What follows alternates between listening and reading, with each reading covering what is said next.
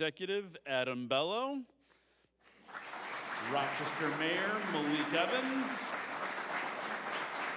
Senator Jeremy Cooney, and the Governor of New York State, Kathy Hochul.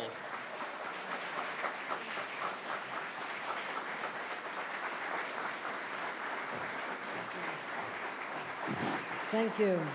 Thank you, everyone. And my friends waving from the back.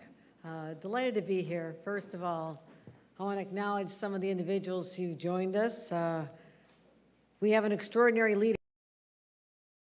And I want to thank Senator Jeremy Cooney for putting public safety front and center of his agenda, and you'll be hearing from him in a couple of minutes. Let's give a round of applause to Senator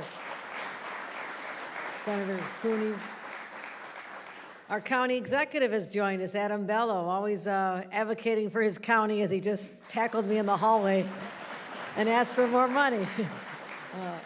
We also have our mayor, who I'll be introducing in a couple moments, but Malik Evans, I want to thank you for stepping up in a tough situation. We know we love this city. Your passion is so obvious, but you've been on the job a short time, as have I, and you've just really seized and embraced the challenges, and I thank you for all you've done. I thank you for all you've done, too. Monroe County District Attorney Sandra Dorley has joined us. Thank you for being an important part of the conversation on keeping our communities safe. Richard Allen, the Deputy Superintendent of Field Command for the New York State Police, has joined us. Thank you very much for our state police.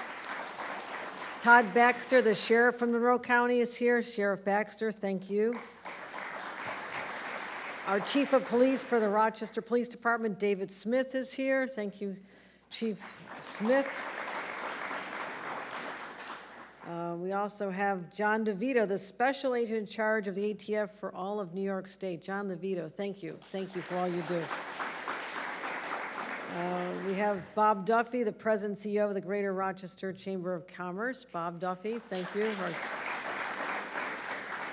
Mark Traubman, the U of R Medicine CEO, Rochester University Hospital. Thank you for joining us as well. Dwayne Mahoney, the Director of the Boys and Girls Club of Rochester. Where are you, Dwayne? Where'd you go, Dwayne?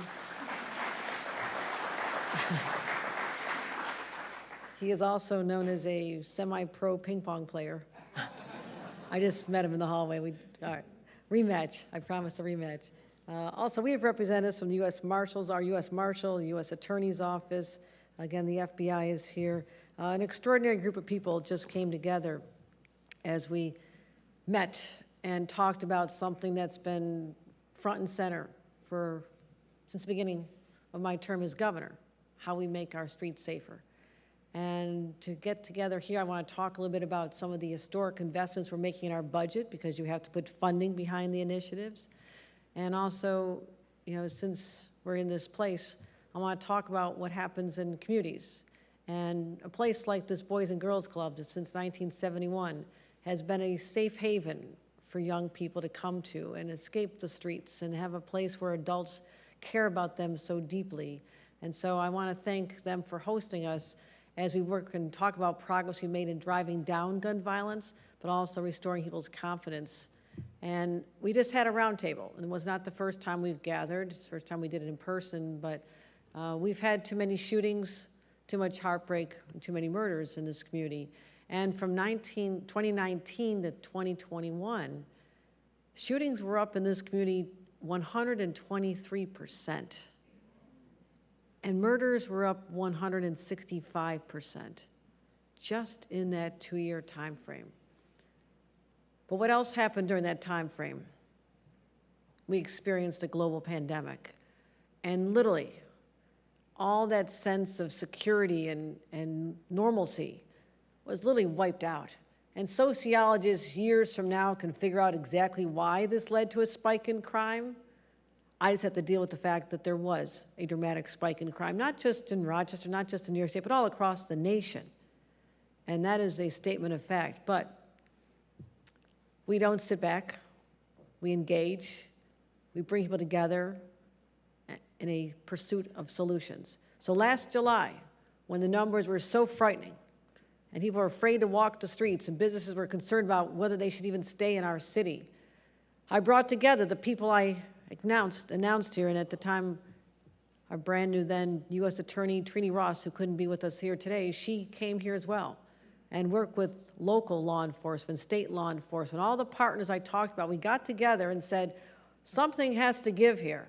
What can be done differently? And I know from my husband's role as U.S. Attorney under Barack Obama, before that, lifelong prosecutor, much of his work done here in Rochester. We also knew that there's natural silos that are created between different entities. You got the U.S. Attorney's Office, you got the District Attorney's Office, you have the Marshal's Office, you have the Sheriff's Office, you have local police, you have ATF, FBI, you have everything. And everybody has a role to play. And they have people that are looking to make sure they perform those roles. But there's never been any model that says, why are you all doing your work over here when the community is experiencing a crime wave of epic proportions? They need you to work together as one team. One team. That's our slogan for the Buffalo Bills, isn't it? One team. And so that's what I'm so proud of happened right here in this community. Leaders of all these different diverse entities who have different roles to play came together and said, how can we share information? How can we work together? How can we make a decision about whether a case should be prosecuted by the state, the district attorney, or by the federal government? And those conversations began. And that was the beginning of something spectacular that John DeVito, who's seen it all, 24 years at ATF, said that this is a model for the rest of the nation. I'm proud of that. But the best model for me is when we finally drive the numbers down exponentially. And we're on path to do that. Not there yet, but we're definitely have reversed the trend from what we saw just last summer. You know, again, we met in July, we met in August. I think people weren't sure I was going to show up again. I said, I need to know that you're making progress. Got to stay on top of these. And so I also directed our state police to get very involved. I know what the state police is capable of. I've spent a lot of time with our state police. I knew that they could actually be eyes and ears and hands on the ground, boots on the ground to help a city that needed our help at that time. So I said to the mayor, I'll give you police officers. I'll give you state police on the ground. And we made sure that Rochester had what it needed. And I would say this coordination, this effort, this boots on the ground, this willingness to just pull together has now resulted in something which could have been a very different outcome. We just saw our data from 2022. Shootings are now down 13%, murders down 11%. And this year, just looking in the last 2 months, 2023, in 2022, in comparison, we had 39 people shot in the city of Rochester in that 2-month period alone last year. So far, that number is now 19. 19 too many, but the trend has been reversed. So all these have a ripple effect. I'm not telling anyone that it's over. We should feel safe now. But my God, we could have been talking about the numbers going up another 100% or 120%, 165%, and they're coming down. And I want to thank everyone. Let's give a round of applause to all the people I mentioned who are out there every single day, some literally in harm's way on our streets to make sure that we can sleep safely in our beds at night. Let's give all the members of law enforcement a round of applause.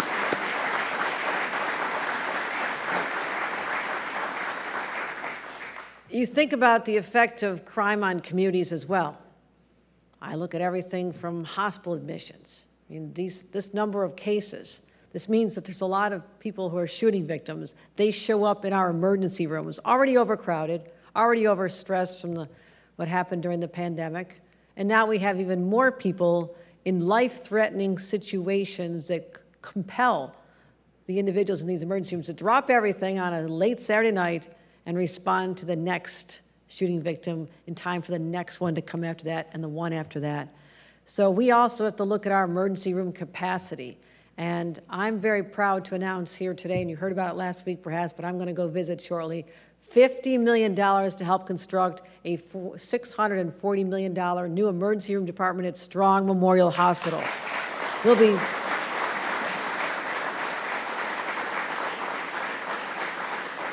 going to be tripling the size of the emergency room.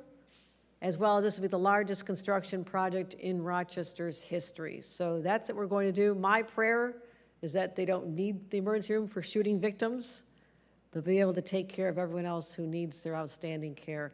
And I'm focused on transforming our whole delivery system of healthcare. So congratulations to the University of Rochester and Mark Traubman for this amazing, amazing announcement. But also, I think about the effect on, as I mentioned, children, communities. It's not just a shooting victim's younger or older siblings, it's also the perpetrator's family members. Think about what that does when your older brother, you're 10 years old and your brother's hauled off being accused of a homicide. I mean, that's about as traumatic as it gets for a child. And we have too many children who've been exposed to this in our cities, in places like Rochester and Buffalo, Syracuse, New York City, Albany. And so I think about, again, this organization, the Boys and Girls Club, how important this is. So in order to keep your work going right here as this oasis for children, we're announcing today $112,000 for renovations at the teen center. So I want to make sure that we get that money flowing right here at the Boys and Girls Club.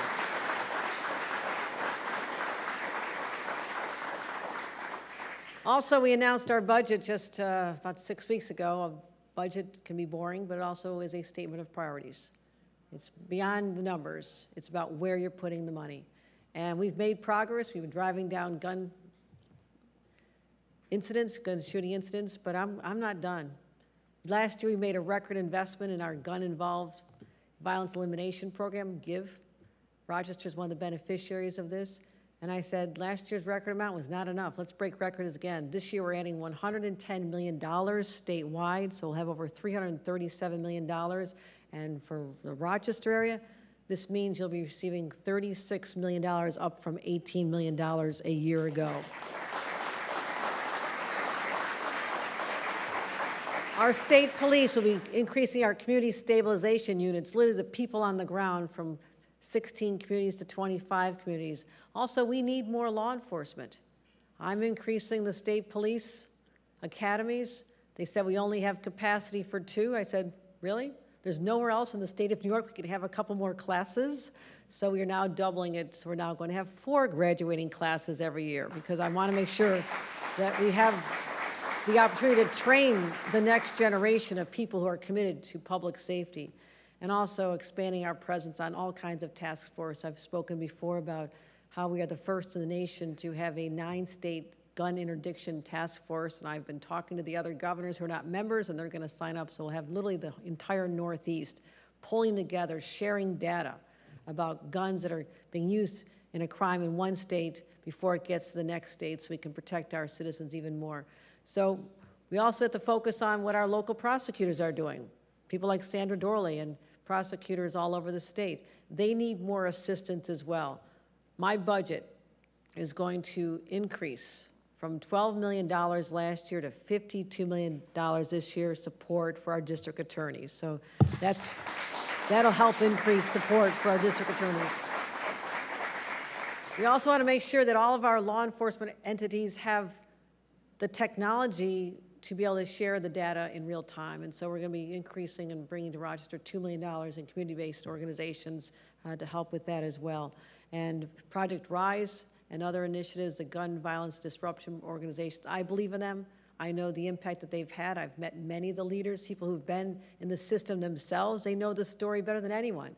They know what led them on a path that otherwise maybe they didn't have to be on.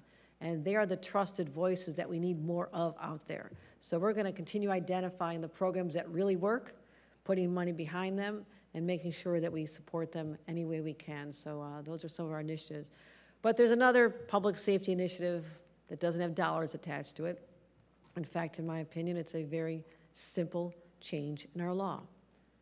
And I've been focused on, since I became governor, how we can improve our bail laws. And let me say this. From the beginning, I have supported the underlying premise of the bail changes, because we had a situation that came to light and is emblematic of many other situations where a young person was held, not because of the severity of a crime, stealing a backpack, literally stealing a backpack, but spent years in Rikers awaiting his chance to go to court. Now, if that child that teenager, had parents with money in the bank account, or they had their own money and they could have made bail, could have been back in school, could have gone off and got a job, would have had a very, very different outcome. But the laws did not allow that. He didn't have the money, he had to be detained. So when you think about, did that really make sense for society to hold someone for years waiting for their trial for such a minor crime? When someone else accused of the exact same crime would be back out home, the difference being the size of your bank account? Oh, that's not a system of justice at all. No one would believe it was.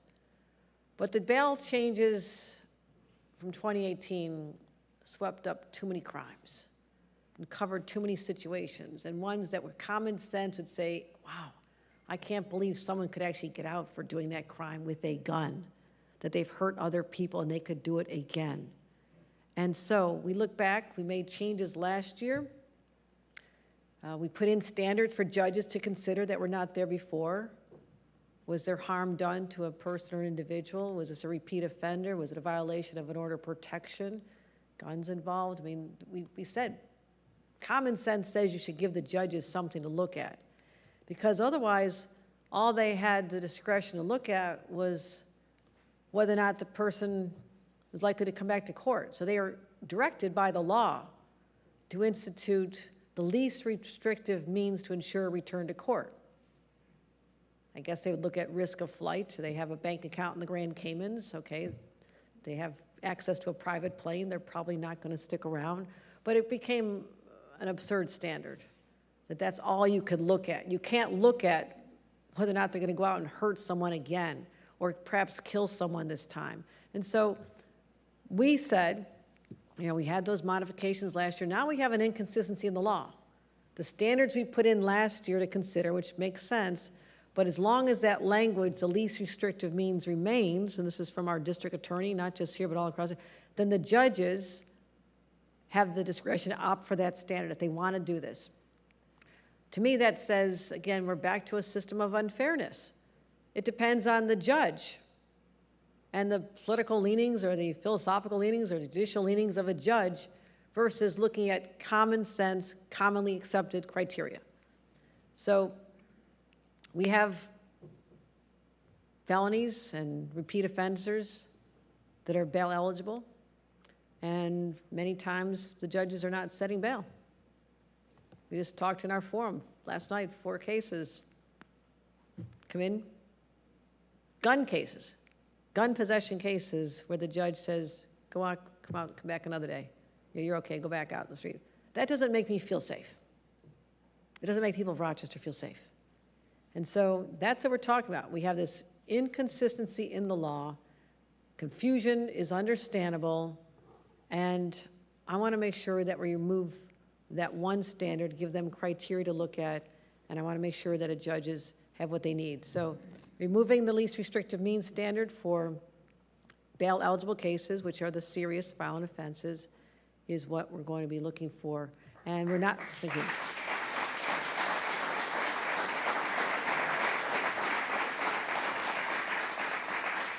Again, we're not looking to criminalize poverty. We're not wiping out the standard, the least restrictive means for these other cases where you would say, why would they have to sit in jail waiting because they didn't harm anybody, there's not a gun. That's what we're talking about, leaving that intact. I want everyone to understand that. We're talking about protecting society in a way that people would think is common sense. And so many members of the legislature have stepped up in support, others have not. And I want to say it's courageous when someone can stand up and say, I know we need this change. I know it's hard, but I also know that it has to happen. So I want to recognize Senator Cooney for doing that. And he is one of our leaders. He's one of our champions. So I will let him speak in a couple minutes. I want you to hear from him directly about why this is so important to him and his influence in the legislature. But here's what we have to do. To bring down crime once and for all, we need to invest in programs that stop gun violence. We need to put more police on the streets. We need to invest in mental health. We didn't even talk about our bill. Housing for sure, housing for sure. That's why we have a very aggressive housing plan on the books. And it's on our list too. We also want to make sure that people who dealing with severe mental health problems have the resources they need, and that there's reentry housing for people when they leave incarceration, that they are not thrown out in the streets, that they have a place to go, help lead them to a job, help them get the support they need, and also community programs to help get our kids back on track. So I believe that a multifaceted approach is necessary. Over time, we'll keep making a difference. But for now, my focus is on simply keeping New Yorkers safe and secure. And with that, thank you. Let me bring up Mayor Malik Evans to talk about what we're doing on the front lines of fighting crime right here in the city of Rochester. Mayor Adams.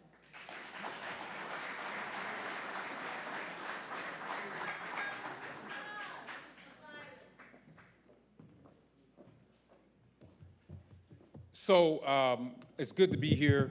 My kids spend a lot of time here at the Boys and Girls Club as members, and I want to thank Dwayne Mahoney for hosting us here today. Let's give Dwayne Mahoney a round of applause. And I want to thank Governor Hochul, again, for not forgetting about Rochester. She has been here regularly to make sure that we make the right investments in our young people, to make sure that we make the right investments in our community to make sure that we reduce crime. I also just want to recognize some of our local elected officials that are here. Councilmember Mike Patterson from Rochester City Council, County Legislator Mercedes Vasquez-Simmons, President Sabrina Lamar, who are all here. If you can give our local elected officials a hand, great. We will not reduce violent crime in our cities or any cities without the whole of community approach, without collaboration. And I cannot say enough about this governor and her push for collaboration, for understanding that Rochester is not on an island, that we are not alone, that we have to work collaboratively in order to reduce crime, in order to make sure that we make the right investments. And the state has been absolutely critical in helping us do this. I'm a numbers guy. I come from the banking world, as many of you know. And our chief knows that I look at our numbers every day. Once a week, I'm looking at our numbers. And I always say that I am gratified, but not yet satisfied as to where we need to go to make sure that we drive down violent crime almost to zero. And I will tell you that because of the support of programs that the governor has in this budget and are expanding, such as the Gun-Involved Violence Elimination Program, or GIV, we're seeing the results in Rochester. But we know that with violent crime, there's perception and there's reality. And we are battling against both. But we know that with the governor's support, and she mentioned this in her remarks about the numbers last year, we're seeing that this year, in the first 7-8 weeks of this year, we're seeing shooting incidences down 42.86%, shooting victims down 51.22%, and individuals killed by gun violence down 16.67%. Now, we have not arrived, we cannot celebrate, we cannot pop the champagne, but we can be gratified but not satisfied to continue to push and support programs that will do this. I wholeheartedly support the governor and her budget that she has put forth to the legislature. I wholeheartedly support it.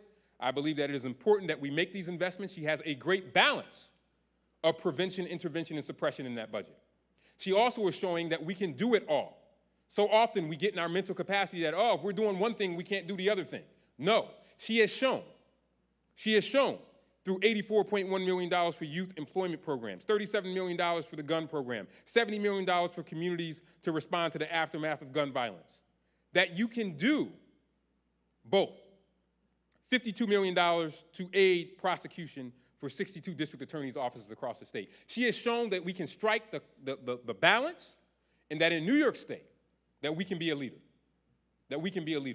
All of us who the governor mentioned, and before I call Senator Cooney up, the governor mentioned that we have been at this for the past year on every level of government. From the federal government to the state government, local and county, we have been working collaboratively to try to put a dent to the scourge in our community that is wiping out way too many lives. And we know the numbers. But this budget helps us to continue to work to bring that down. And the reason why we're here at the Boys and Girls Club is not by accident or by happenstance. One of the best violence reduction programs that we have is we're sitting right here in the Boys and Girls Club and what they're doing.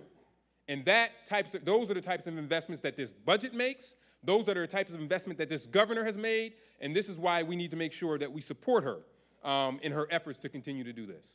But it takes all of us in this room working together to make sure that we make it to the next level and make sure that we are creating a safer community. It is not me or the governor alone, but it is we, all of us in this room that are going to make that happen.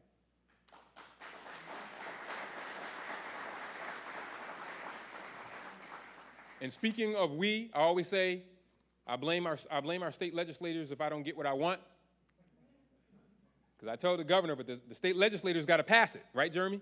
Right, Senator Cooney? So we have our great senator from the Senate. Senator Cooney is here to make some remarks and close us out. I want to thank him for his leadership. I want to thank him for his partnership on this public safety issues, but other issues in Rochester, the investment in Rochester. Because this governor and this senator, they are making sure folks across the state know that New York State doesn't end at Westchester County. They're saying that, hey, there's this great city up here in Rochester. And as the young people used to say, don't talk about it, be about it. And this senator and this governor, they don't talk about it, they're all about it. And their presence here has shown that they are all about it. So with that, I bring up Senator Jeremy Cooney.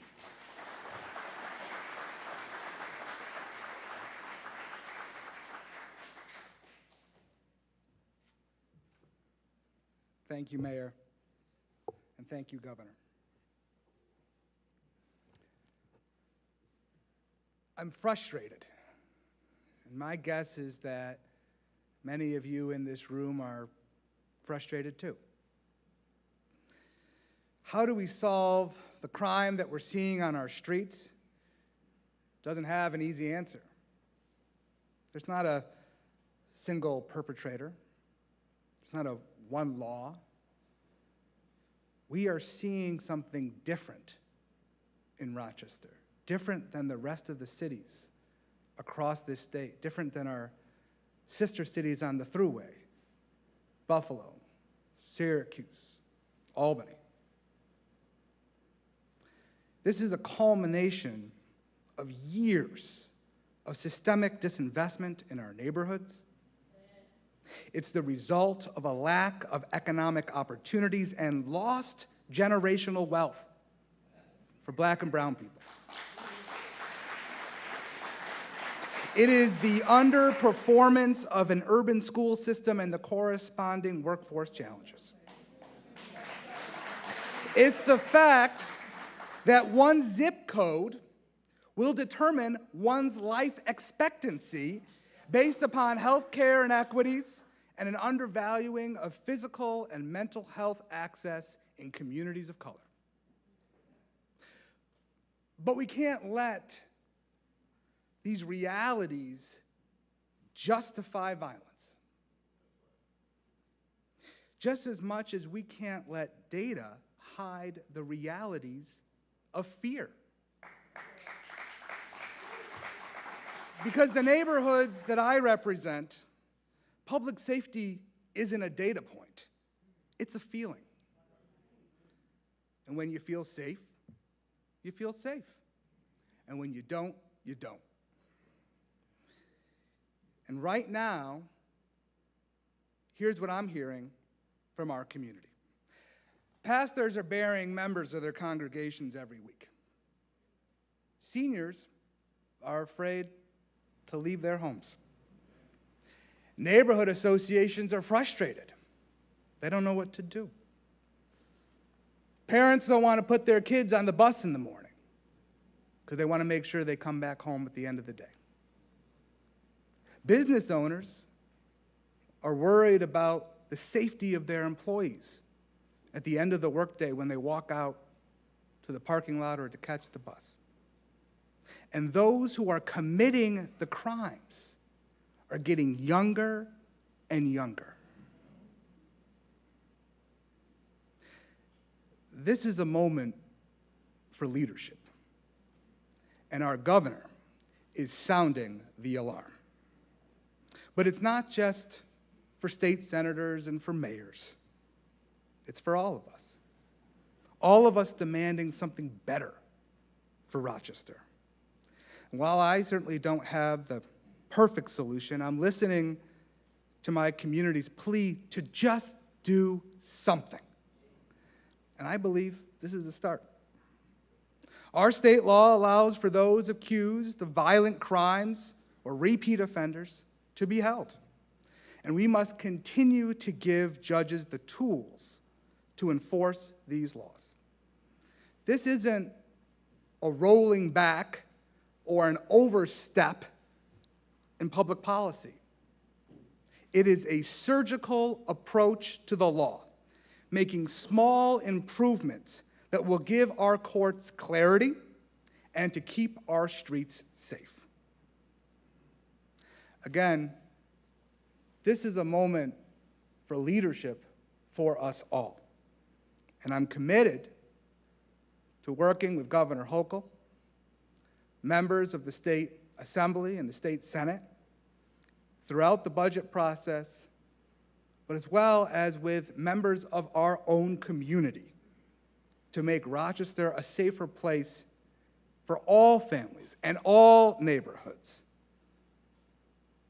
Because the future of our community is right here in the Boys and Girls Club. It's right across the street at Wilson Magnet High School. This is why we're in the room.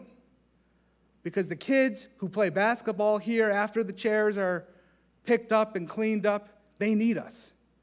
And it is time to step up and do what Rochester and New York needs us to do. Thank you. And thank you so much for coming out.